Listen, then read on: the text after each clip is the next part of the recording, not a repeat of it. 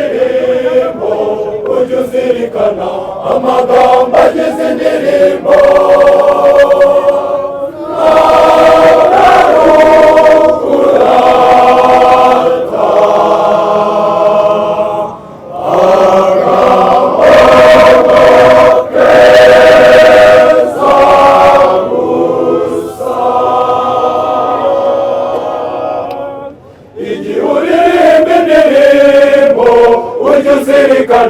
amagambo agize indirimbo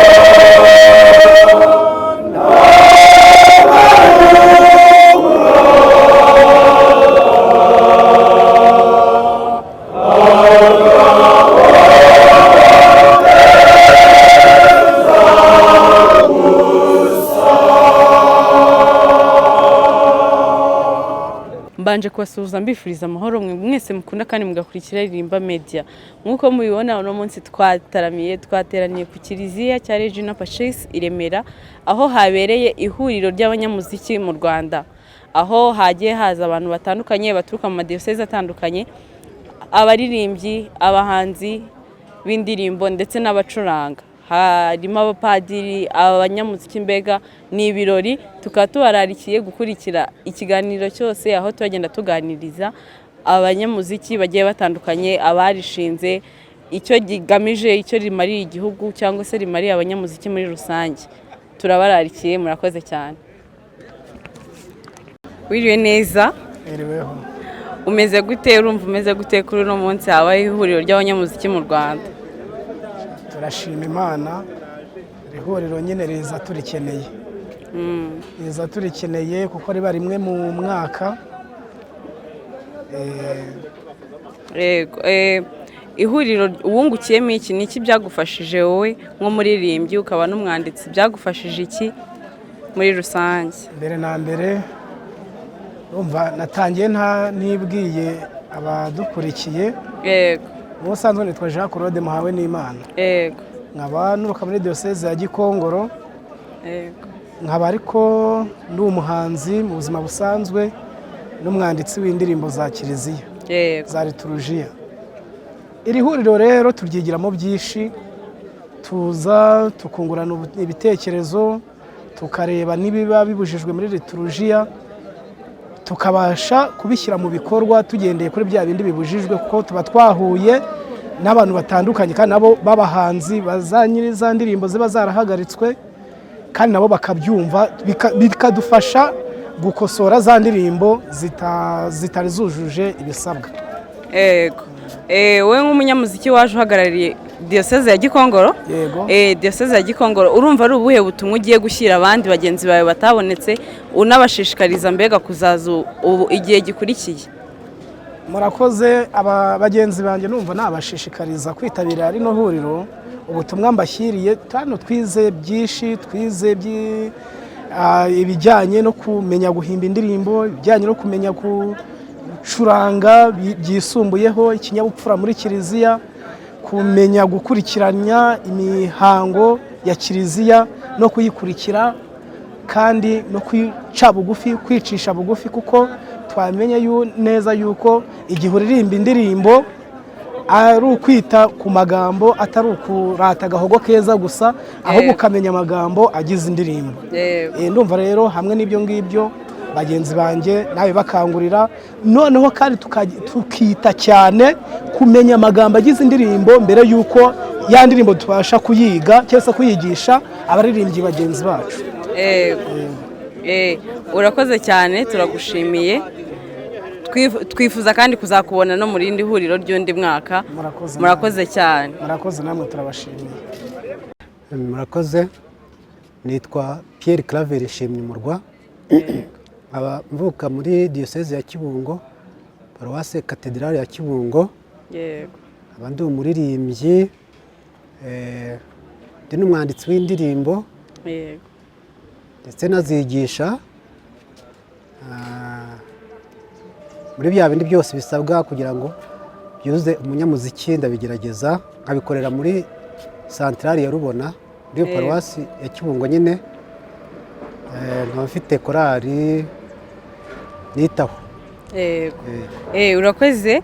Twashakaga udusangize cyangwa usangize abandi bantu baraza kukubona batabashije kwitabira iri huriro ry'abanyamuziki.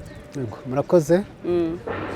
Mbere na mbere ku bantu batigeze bitabira iri huriro, icyo nabasangiza ni ubuzima burenze ubwo twari dufite cyangwa se ubuhanga mu buzima bwa kiliziya, mu buzima bw'umukristo, kumenya kugendera ku gihe, kumenya kugengwa n'amahame kiliziya yemeza, cyane cyane ko ubona abanyamuziki gatolika dusa n'abantu batandukiriye, haba mu myitwarire, mu myifatire, mu mitekerereze, mu miririmbire cyangwa se uburyo liturujia katolike ikorwa, dusa n'abantu bamaze kurengera no kwitobera niko umuntu yavuga. Ariko ubwo aka kanya twize kugaruka ku isoko y'uburirimbyi buzima, ku isoko y'ubukristo bwiza, ku isoko yo gutunganya liturujia yacu na muzika, cyane cyane tubona yuko hari ibyo twatakaje.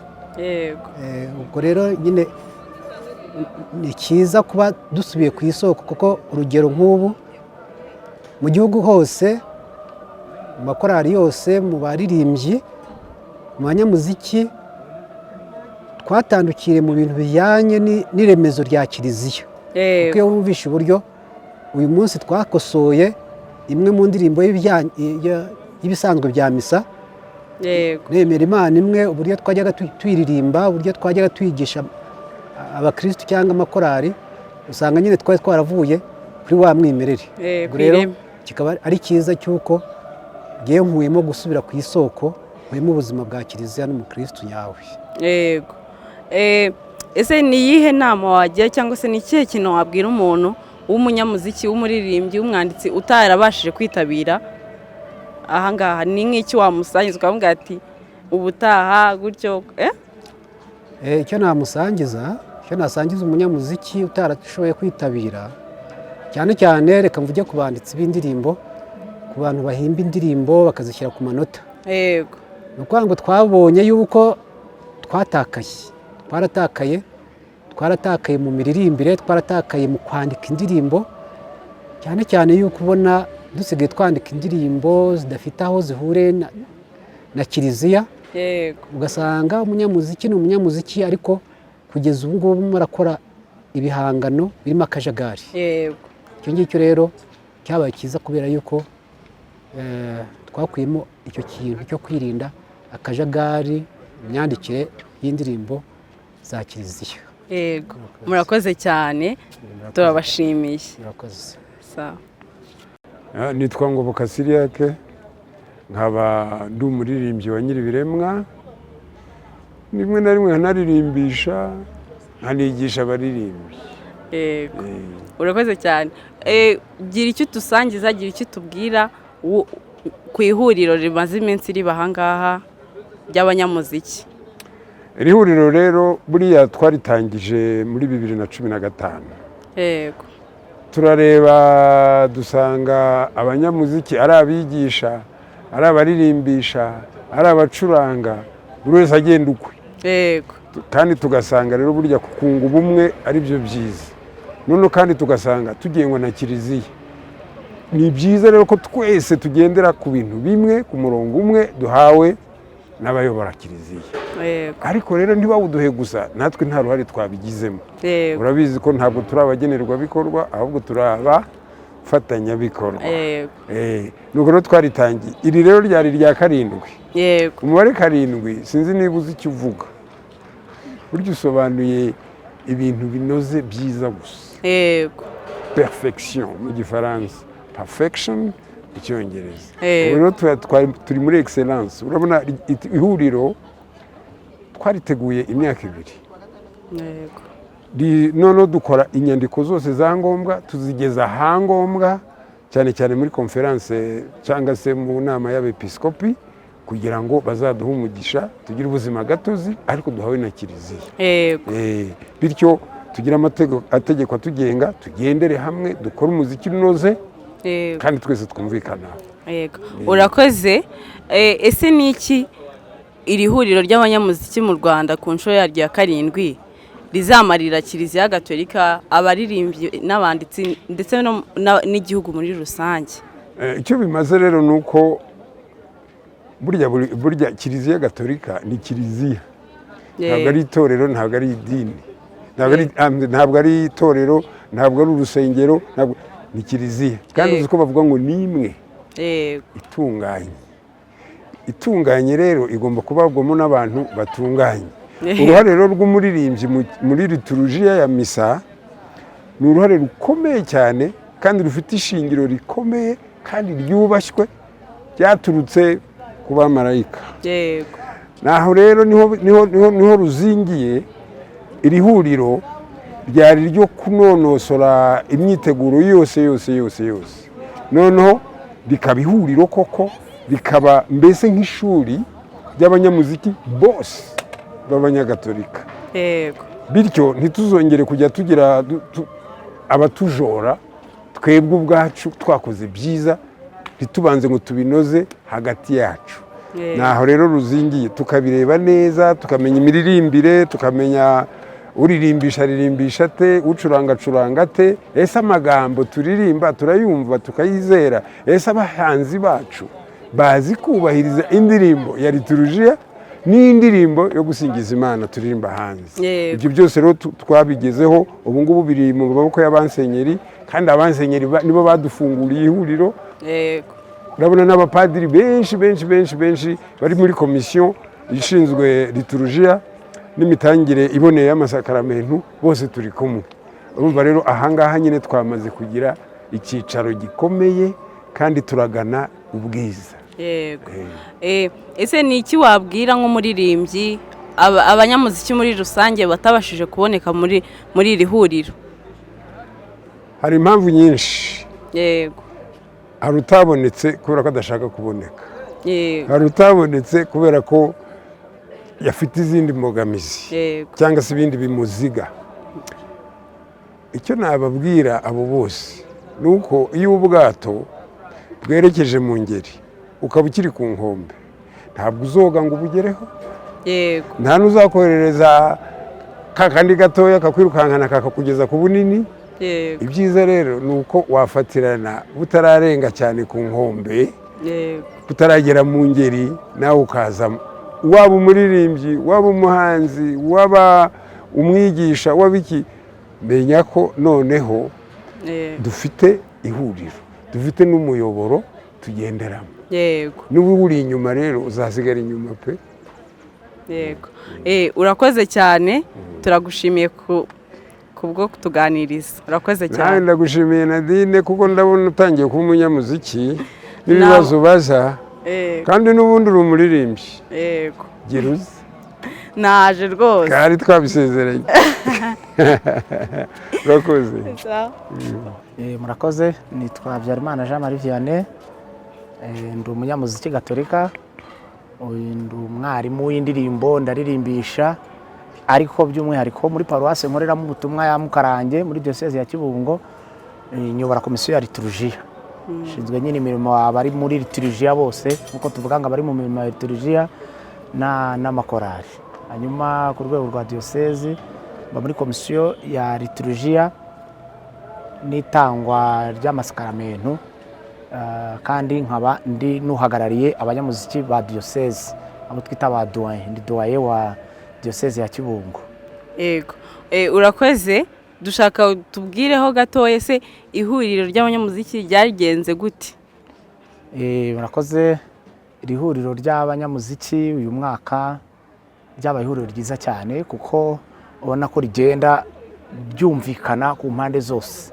Mvuze impande zose kubera ko abanyamuziki ubwabo baragenda baryumva, bumva ko bagomba guhura, ariko n'ubuyobozi bwa Kiliziya, bw'inzego za Kiliziya y'u Rwanda nabo bakaba bagenda bumva ko tugomba guhura, kuko bazi akamaro k'umuziki muri liturujia. Urakoze. Nashakaga kutwese ihuriro ry'abanyamuziki mu Rwanda ubona rimariye iki Kiliziya Gatolika, abaririmbyi ndetse n'abahanzi n'igihugu muri rusange? Murakoze cyane. Ihuriro ry'abanyamuziki icyo mbona rimariye kiliziya y'u Rwanda cyane cyane ni uko ni umuyoboro, mbona ari umuyoboro waba uw'impinduka, wo kunyuzamo impinduka twifuza cyane cyane muri liturujia. Aha ndashaka kuvuga nko muri iyi minsi dufite ikibazo cy'indirimbo tugenda duhimba, kavugenyo duhimba, ariko ugasanga harimo ibyo twongeramo bitari bikwiye, bitari muri miseri. Rero kiliziya y'u Rwanda ikaba yifuza ko tuvugurura ibyo bintu. Ni umuyoboro rero mbona kiliziya yakoresha, irimo no gukoresha yewe, kugira ngo tujye izo mpinduka zigaragara. Ibi ndabihera ku nyigisho twateguriwe muri iri huriro. Hari zo twe twifuje nka ba nyiri ibikorwa cyangwa ba nyiri ibikorwa, ariko nabo twagiye tugisha inama, abapadiri, abadushinzwe batwongereramo n'ibindi, ku buryo wumva ko niba ari tugendere hamwe mu ndirimbo za liturujia, nuko twifuza ko hari ibyo twahindura, hari ibyahinduka kugira ngo liturujia nyine tuyinoze. Hanyuma ubwo nari mvuze kuri kiliziya mu Rwanda, nuko twumva ko n'impano zacu zajya hagaragara. Hari twasuwe n'ibinyamakuru cyangwa bitangazamakuru bitandukanye, ku buryo ibyo dukora, ibyo twakoze ahangaha bizagenda bijya ku mbuga nkoranyambaga, abantu bakabibona. N'umuntu impano ishobora kuzamuka cyangwa utari umuzi akaba yamubona, akagira n'ahandi amwifashisha, nawe impano ikagenda izamuka buhoro buhoro. Nk'umunyamuziki ni nk'icyo kintu wumva cyakozwe kuri iri huriro ry'ubu ngubu kitakorwaga imyaka yashize? Ni iki cyiyongereye, ni iki gitandukanye? Ntabwo ari na kimwe rwose, birahari byinshi. Icya mbere ni umubare. Ihuriro rigitangira bwa mbere bahuye ari abantu 50. Yego. Ubu uyu mwaka duhuye turi 260. Icyo ni icya mbere, umubare warazamutse cyane. Umwaka ushize twari hagati y'ijana na 40 na 50, twegeraho abantu hafi 100. Yego. Ntabwo ari umwaka ushize, ni ihuriro riheruka, ntabwo ni 2022. Urumva umubare ni impinduka, bigaragaza ko tugenda tubyumva, twumva icyo rimaze. Ikindi twagize ababyeyi bacu, abapadiri batuba hafi pe, ku buryo bugaragara, ku buryo twari dufite abapadiri benshi buri munsi. N'ubu ngubu turacyari kumwe nabo, dufite 4, 5 turi kumwe. Hari abo twavanye mu maparuwasi muri diocese hirya, atari muri archdiocese ya Kigali, twavanyeyo tukazana tukabanamo umunsi ku munsi. Ibinyigisho zose twahawe twarazifatanyije n'abapadiri, baratwigishije bandi. Umupadiri akava ku Nyundo, havayo 2, bavuye Kabgayi, bavuye mu Ruhengeri, yewe na musenyeri wa episkopi wa diocese ya Ruhengeri, nawe ubwe aza kuritangiza ku mugaragaro. Yego. Twazaga tugashaka nk'umupadiri wa hano kuri paruwasi Regina Pacis cyangwa aho twateraniye handi, akaba aritangiza. Ariko inama y'episkopi yaramwohereje kuko ni inshingano abifite mu nshingano liturujia, baramwohereza aza kudutangiriza ihuriro. Byumvikana ko hari ukuntu kwiza bimaze kumvikana ku mpande zose, kandi ubona ko bigenda biteye.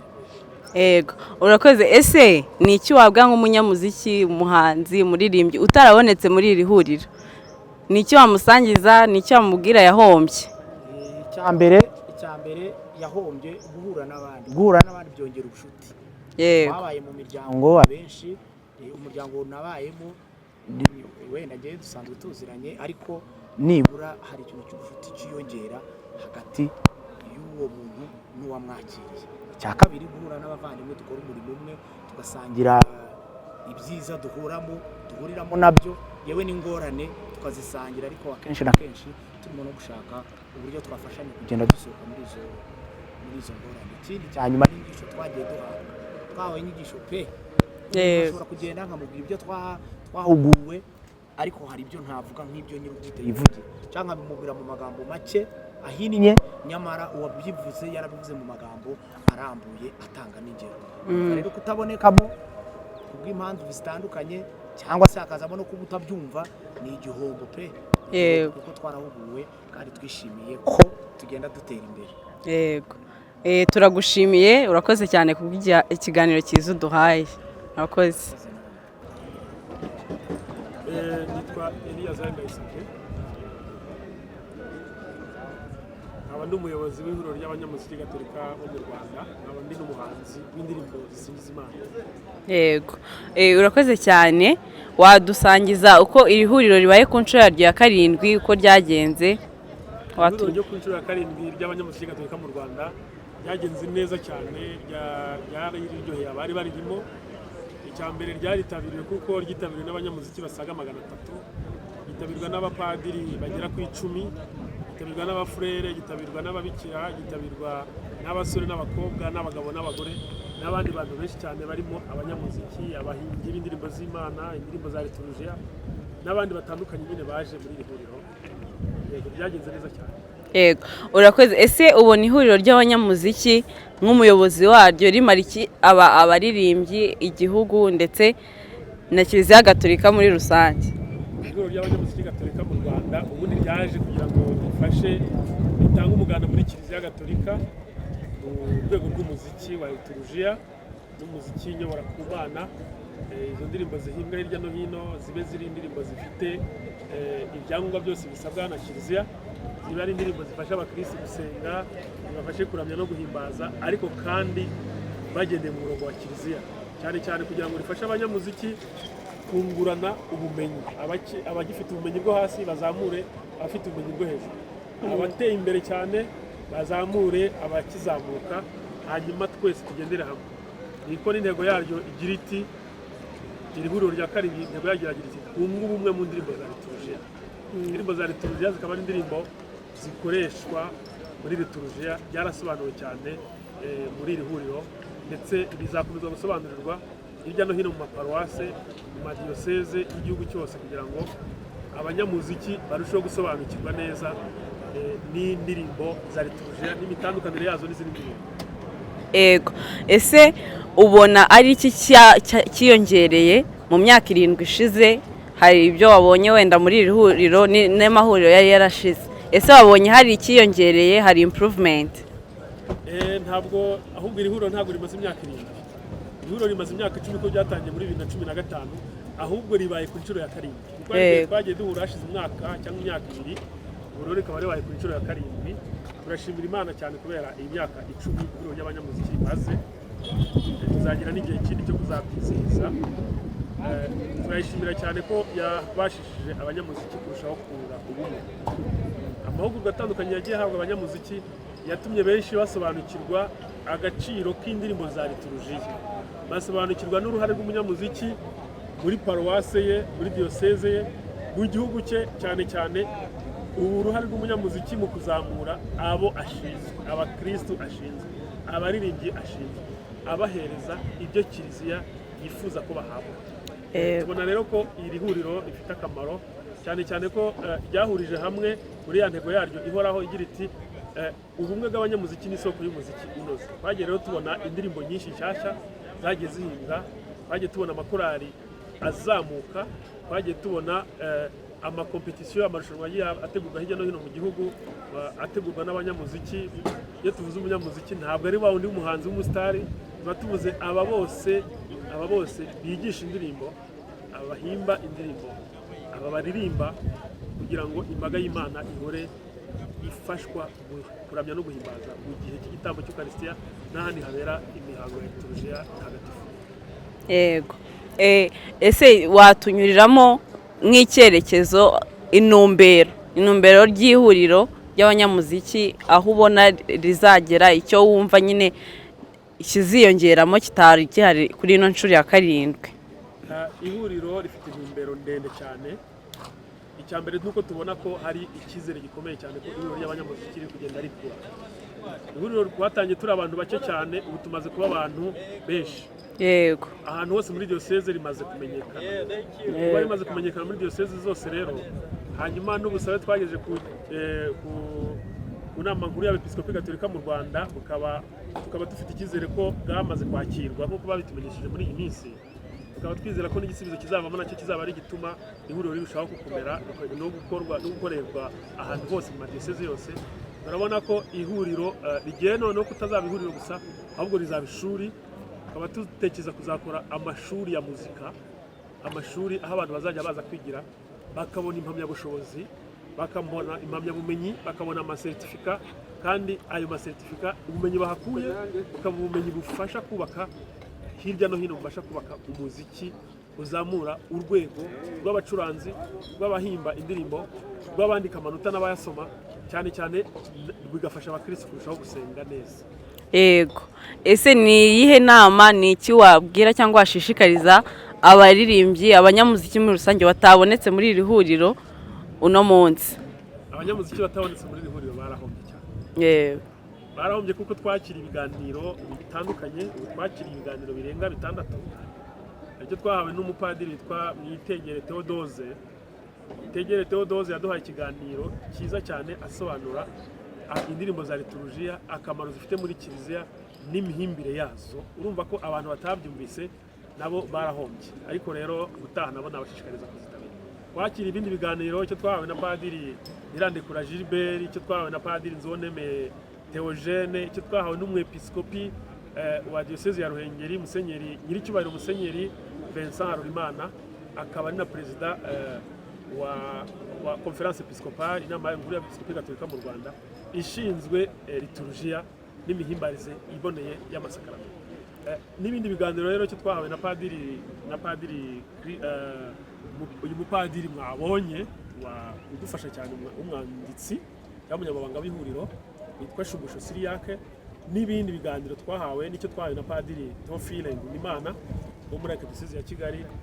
Mbese barahombye abataraje, ariko ibi biganiro byashyizwe ku mbuga, bizashyirwa ku mbuga nkoranyambaga kugira ngo bose bagereho babashe kumva ikintu cyavugiwe muri iri huriro ry'abanyamuziki, bityo tubatumira nabo ngo mu ihuriro ritaha ntibazabure rwose, ntibazasibe.